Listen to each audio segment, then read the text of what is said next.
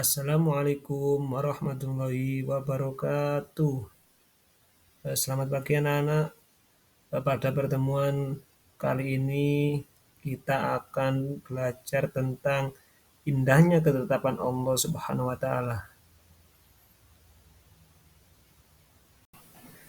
Baik anak-anak, sebelum kita memulai pelajaran, marilah kita berdoa terlebih dahulu agar nanti dalam pembelajaran kita bisa dikasih kelancaran dan bermanfaat untuk kita semua. A'udzu billahi minasyaitonir rajim. Bismillahirrahmanirrahim. Rabbi zidni ilma warzuqni fahma. Amin. Oke anak-anak, tujuan pembelajaran pada pagi hari ini yaitu satu, peserta didik dapat mengidentifikasi makna iman kepada qadha dan qadar dengan benar. 2. Peserta didik dapat menjelaskan perbedaan qadha dan qadar. 3.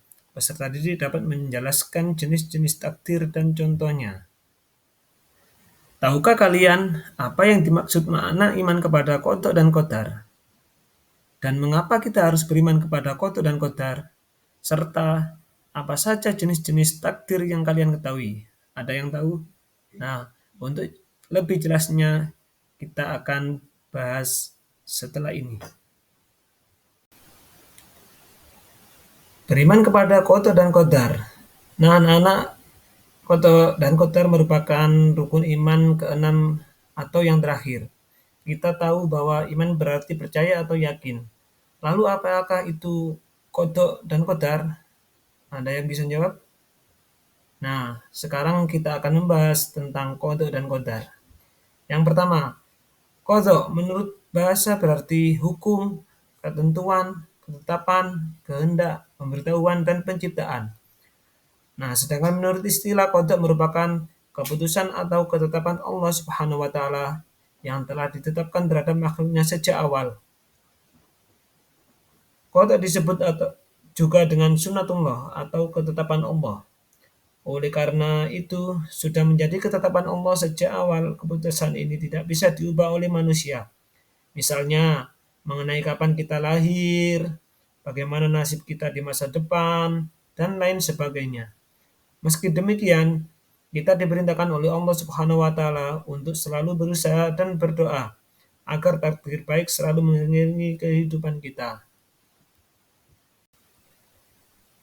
Nah, itu tadi adalah pengertian tentang qadha. Sekarang kita menjelaskan tentang qadar. Qadar secara bahasa berarti kepastian, peraturan, dan ukuran.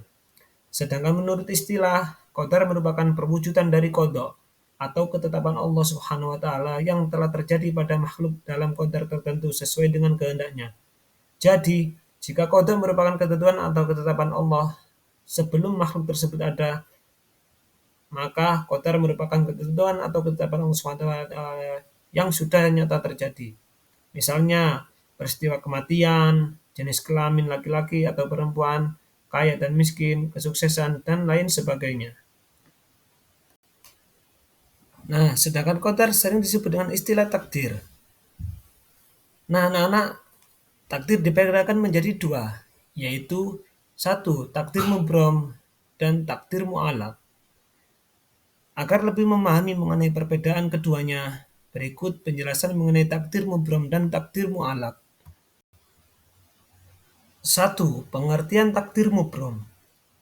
Takdir mubrom berarti tetap, pasti, dan tidak bisa diubah. Takdir mubrom berarti ketetapan Allah Subhanahu wa taala yang pasti akan terjadi dan tidak bisa dirubah dengan usaha manusia. Misalnya tentang batas usia seseorang atau kematian. Dan ayat yang menjelaskan mengenai hal ini ialah Quran Surat Al-A'raf ayat 34 yang berbunyi A'udzu billahi minasyaitonir rajim. Bismillahirrahmanirrahim. Walikulli ummatin ajal. Fa idza jaa ajaluhum la yastakhiruna sa'atan wa la yastaqdimun. yang artinya dan setiap umat mempunyai ajal atau batas waktu. Apabila ajalnya tiba, mereka tidak dapat meminta penundaan atau percepatan sesaat pun. Nah, anak-anak, itulah tadi pengertian takdir mubrom. Nah, sekarang kita masuk ke pengertian takdir mu'alak. Takdir mu'alak berarti tergantung, yang artinya takdir mu'alak berarti ketetapan Allah yang melibatkan peran manusia atau tergantung dari usaha dan doa yang kita lakukan.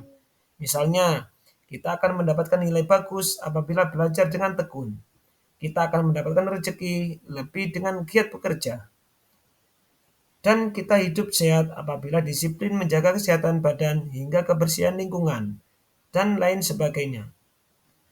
Nah, mengenai hal ini Allah Subhanahu wa taala menjelaskan dalam Quran surat Ar-Rod ayat 11 yang berbunyi, Innallaha la yughayyiru ma biqaumin hatta yughayyiru ma bi anfusihim.